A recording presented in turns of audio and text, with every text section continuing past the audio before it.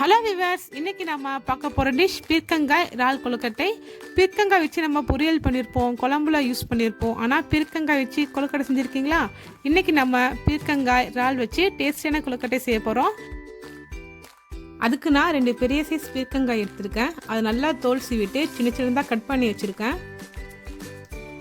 Onion, அரிசி மாவு, இறால், தேங்காய், இஞ்சி பூண்டு, பச்சை மிளகாய், தக்காளி, தேங்காய் பால், மஞ்சத்தூள், சோம்புத்தூள், மிளகாய்த்தூள், நெய், அப்புறம் உப்பு.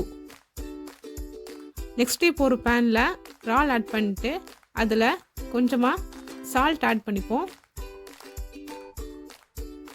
நெக்ஸ்ட்டு கொஞ்சமாக மஞ்சத்தூள் ஆட் பண்ணிக்கலாம். இதை நல்லா மிக்ஸ் பண்ணிவிட்டு ஒரு 5 மினிட்ஸ் வேக வச்சுக்கலாம்.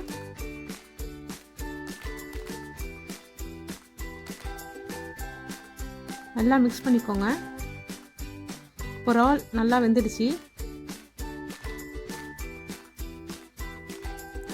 நெக்ஸ்ட்டு நம்ம கொழுக்கட்டை செய்ய தேவையான அந்த சட்டியை நம்ம ஸ்டவ்வில் வச்சுக்கலாம். இப்போ கொஞ்சமாக எண்ணெய் ஆட் பண்ணிவிட்டு அதில் 3 டேபிள் ஸ்பூன் நெய் ஆட் பண்ணிக்கலாம். அதில் சோம்புத்தூள் நம்ம 1 டேபிள் ஸ்பூன் ஆட் பண்ணிக்கோங்க. நெக்ஸ்ட்டு வெங்காயம் ஆட் பண்ணிக்கலாம். அதை நல்லா மிக்ஸ் பண்ணிக்கோங்க. நல்லா ஆனியன் ஃப்ரை ஆகணும். இதில் இப்போ இஞ்சி பூண்டு பேஸ்ட் ஆட் பண்ணிக்கலாம்.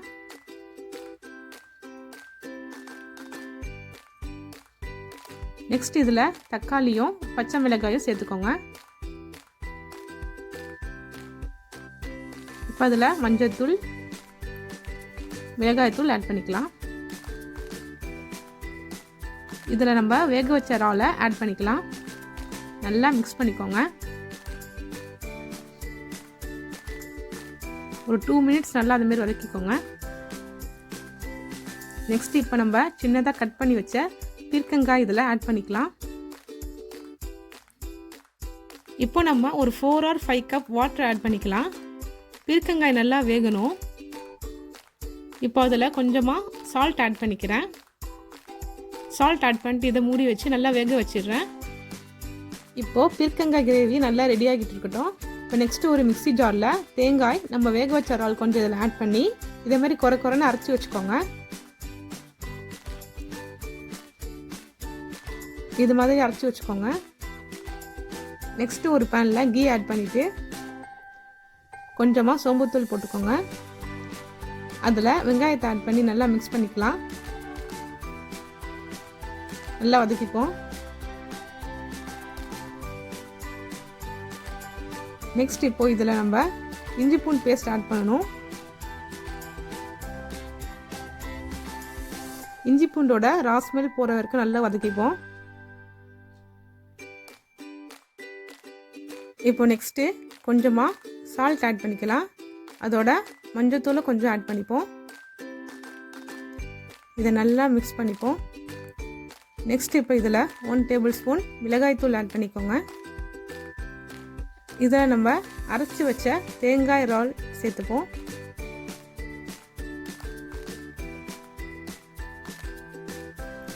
இதை நல்லா கிளறி விடுங்க.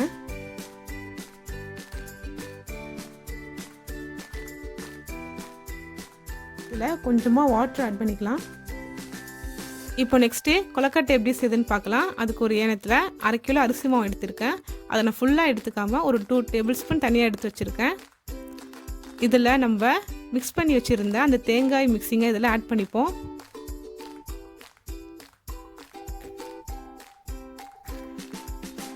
இதை நல்லா மிக்ஸ் பண்ணிக்கோங்க. இப்போ கொஞ்சமாக வாட்டர் ஆட் பண்ணிவிட்டு இப்போ நம்ம கொழுக்கட்டை மாதிரி ரெடி பண்ணிக்கலாம். நிறையா வாட்டர் ஆட் பண்ணிடாதீங்க. இதே மாதிரி கொழுக்கட்டை மாதிரி செஞ்சுக்கோங்க.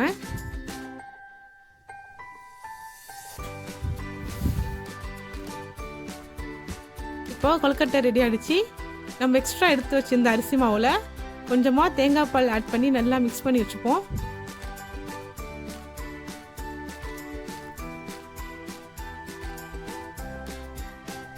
தேங்காய் பால் ஆட் பண்ணிவிட்டு நல்லா மிக்ஸ் பண்ணி வச்சுக்கோங்க. ஃப்ரெண்ட்ஸ், இப்போ பீர்க்கங்காய் கிரேவி ரெடி ஆகிடுச்சான்னு பார்ப்போம். சூப்பராக ரெடி ஆகிடுச்சு. இப்போது பீர்க்கங்காய் நல்லா வெந்துடுச்சு.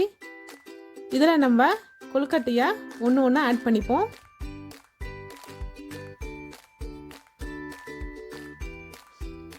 எல்லா கொழுக்கட்டையும் இதில் ஆட் பண்ணிக்கலாம்.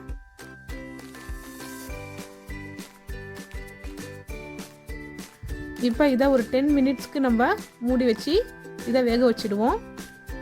10 மினிட்ஸ் கழித்து ஓப்பன் பண்ணி பார்ப்போம். வாவ், கொழுக்கட்டை சூப்பராக வெந்துடுச்சு. இதில் நம்ம அந்த அரிசி மாவு தேங்காய் பால் மிக்ஸ் பண்ணி வச்சுருந்த அந்த மிக்ஸிங் இதில் ஆட் பண்ணிப்போம். அந்த மிக்ஸிங் இந்த கிரேவிக்கு ஒரு திக்னஸை கொடுக்கும். இப்போ கொஞ்சமாக சுகர் ஆட் பண்ணிக்கலாம். ஒரு 2 டேபிள் ஸ்பூன் நான் சுகர் ஆட் பண்ணிக்கிறேன். அந்த ஸ்வீட்னஸ் ரொம்ப நல்லாயிருக்கும்.